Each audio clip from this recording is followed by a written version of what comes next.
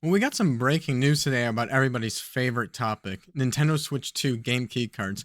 I feel pretty I don't know, really interested in this topic because, when I think about the Switch 2 and just like modern gaming in general, I think like when we look back on it, that the Nintendo Switch 2 is probably gonna have one of the best game libraries of all time. Like I truly do. The launch window, I can't believe people say there's no games for it. I mean, there are like six of Nintendo's biggest IP, like in the first 6 month launch window.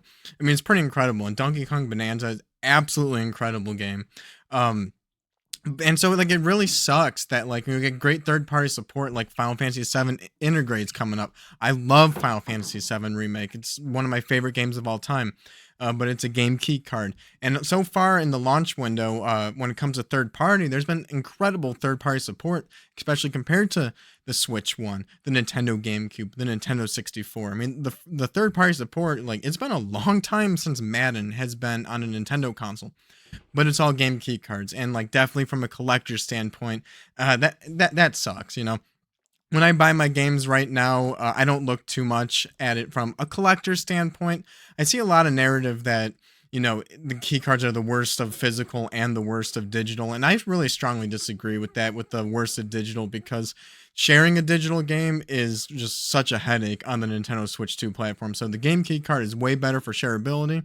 And, if you're a speedrunner, at least it downloads and installs to the console. So you can kind of have a physical game but that's still installed, so you get those faster load times if you're a speedrunner. So there's some benefits of the game key card. I don't lose sleep over it, but definitely when I buy a game, like I do want it on the physical card, like I do. And so we had some breaking news today, and you watch some of my past videos. Like this is honestly not too big of a surprise to me personally, but the Nintendo Switch 2, there's a rumor going out that they might be making some smaller size game key cards. Like, what a surprise! I got a video on the channel about a survey Nintendo put out, asking about just people's buying habits and stuff, and there were questions about the game key cards, but pretty much there's a rumor making the rounds online today that Nintendo soon introduced 16 and 32 gigabyte cartridge options. So, for smaller games that are just like, a 12 gigabyte game, there's no reason why a dev needs to be paying uh 20 extra dollars to be putting that on a 64 gigabyte cartridge. I know Hades 2, that game is $30 on the Nintendo eShop MSRP. I would get that on wait to get that on sale. But a physical on cart, not game key card, was $50. I think it comes with a few little extras, like I don't know what, like stickers or something, some little trinkets, like collector edition type of things that nobody really cares about. It's 20 extra dollars more to get it physically on the cart, and so I do think that if we get these, 16 and 32 gigabyte cards compared to the game key card, it's gonna be really interesting to see how third party support actually decides to tackle this situation, because they've I don't think this is going to come out anytime quick. I've said this before in past videos that it's like, okay, if it's because of bad feedback, like there's two situations here. Nintendo maybe only produced a 64 gigabyte key card at first just because of like just it's probably cheaper to only have just one option. The key card is like the smallest and cheapest option. Obviously, there's nothing to that card, but to manufacture 64, 32, 16 on hand, they're a business. I'm sure they're optimizing just like how much they're spending and how much like dead inventory they have and all that. So maybe they just made the 64 gigabyte cart. Maybe it was always their plan to manufacture a 32 and 16 gigabyte card down the line. And, maybe just the noise that people were making, maybe it didn't make a difference at all, but maybe it did. But still, the 16 and 32 gigabyte cards, I feel like still are gonna have a cost to them compared to the game key card. And so like even now you see the loud minority online who are complaining about game key cards. You see them complaining about like, oh, like they see the Hades 2 situation, that's $20 more.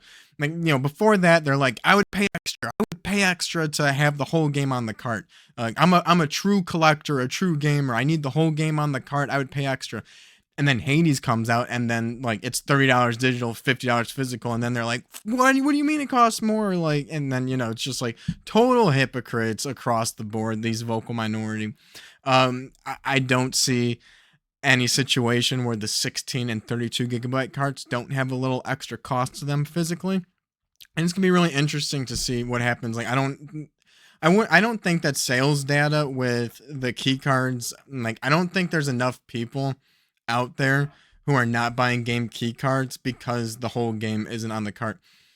I feel like if a person like me doesn't care that much, I feel like the average Joe Schmo down the road, they don't care either. So like, financial, like anything, when you try to look at the numbers and you see people like all these YouTuber data analytic experts who like just reading all these reports, sales are probably down because of just the economy and like inflation, and like if people just bought a $500 Nintendo Switch 2. Maybe they maybe they got the Mario Kart bundle. Okay, it's $550 with tax.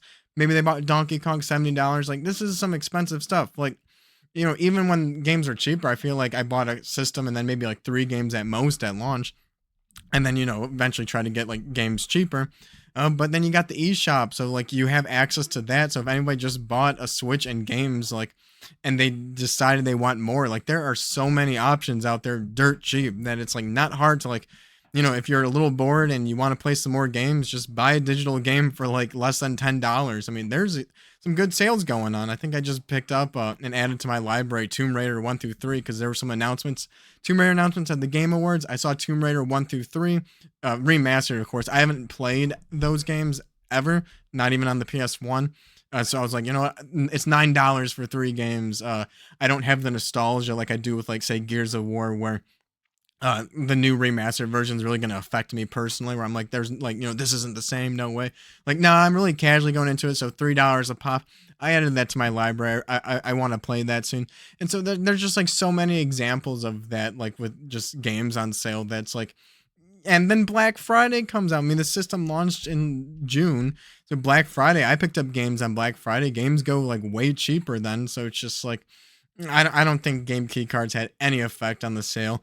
And 3262, like, yeah, I do have my collector side of me. Obviously, like I used to be a bigger collector back in the day. Not so much anymore. Like when it comes to the N64, like I have my old games. I like having the ability, if I go to a game store, to like buy a new game, but like at this point I'm just like kind of down to like summer card it up, you know what I mean? And it's like, I don't know, game key cards, it's like by the time like Nintendo's like servers shut down and you can't download the games, because of course like the eShop's going to shut down, but then there's going to be a period of time where you can still download the games. Like I know you can still download your games on 360 and the store shut down. I'm pretty sure you can still download like from the Wii and from like the 3DS. You can correct me in the comments if I'm wrong about like the Wii in particular. But yeah, I'm not sure if there's any like platform out there where you really can't like download stuff besides like, old iPhone stuff that's not compatible with like new iPhones. But yeah, when it comes to game consoles, like are there any virtual stores that you can't re-download stuff? I think they still run their servers. So like, I don't know, maybe I'm wrong about the Wii. Like again, please correct me in the comments. But like, if you can still download Wii stuff, it's gonna be a long time where you can still download like Switch 2 stuff. And like by then, you're gonna have your Switch 2 EverDrive, and there's gonna be just all kinds of like modded and hacked ways that the community is gonna figure out how to do this stuff. Like in terms of preservation, like that's really like the better way for the preservation argument. That's like the better way like to do it, honestly, is have those like digital backups. Because honestly, like if I had like my walls filled with like cartridges like NES, Super NES, N64, GameCube cartridges, GameCube discs, there's probably a bigger chance that like my house burns down before like the Nintendo Switch 2 servers shut down, where I can't re-download my game key card games. So I don't lose sleep over it. Like I get the benefit of sharing the game key cards, but absolutely the 16 and 32 gigabyte cartridge sizes, like this is something I've been saying I feel like it's going to come, like whether it's from Backlash or pre-planned, I feel like it was coming. People are surprised that like, oh, another like game key card release, and spend like 4 months since like the system launch. Like, when they announced Final Fantasy 7 Intergrade, they're like, another game card release. That's a bad example because I don't think they're going to make a size bigger than 64. So anything above 64 is forever going to be a game key card.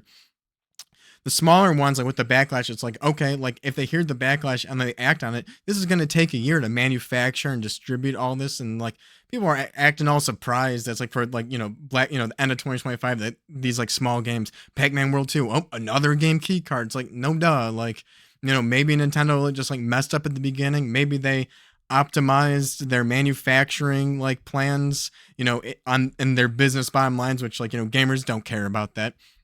But maybe that's what they're doing. They're like, we'll just do 16 and 32 gigabytes later. And yeah, like, I don't know, it's Nito Burrito, hold the chorizo, where it's like, after like the, 8 or to 10 years of the Switch 2 library, that like, yeah, we might have 8 years of just good, solid physical games. If you add in the 16 and 32 gigabyte cartridges, maybe they add $5 to $10 to the price of the physical game, but more games will be physical. And then, yeah, the 64 might be an extra $20. But I do think that like over these 8 to 10 years, that the Switch 2, when you add in that third party, I think it is going to have one of the best libraries of any Nintendo system.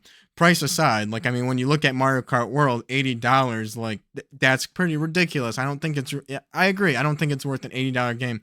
But if that was a $50 game, if we just take price out of it and you just start looking at the games, they're solid games.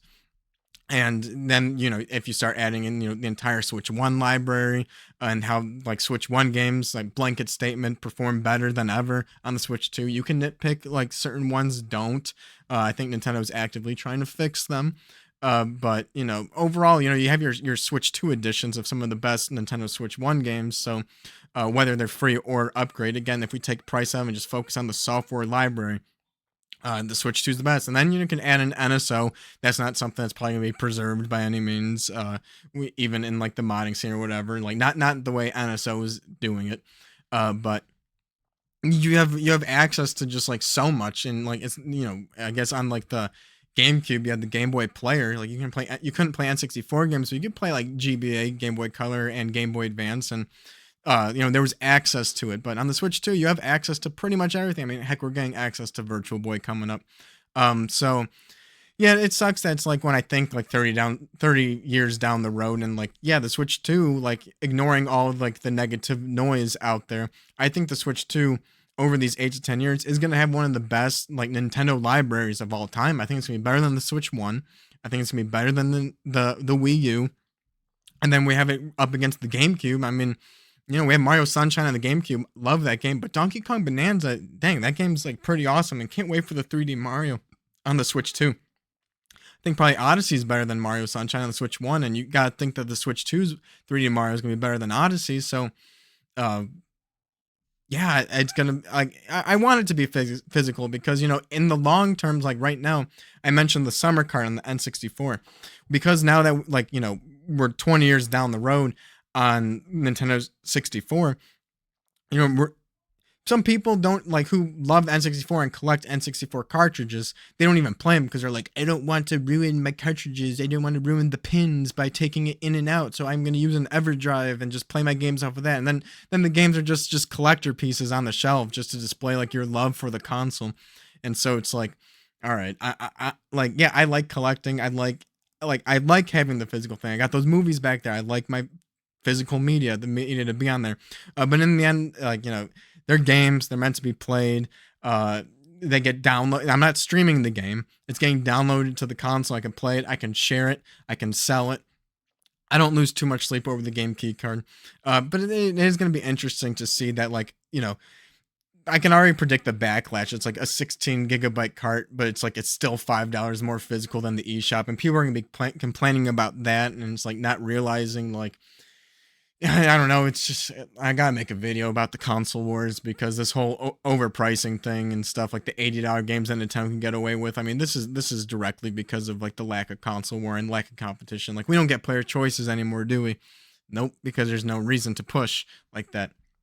That's a video for another time. If you want to see that, subscribe to the channel, hit the like button if you enjoy this video, and I'll see you guys in the next video.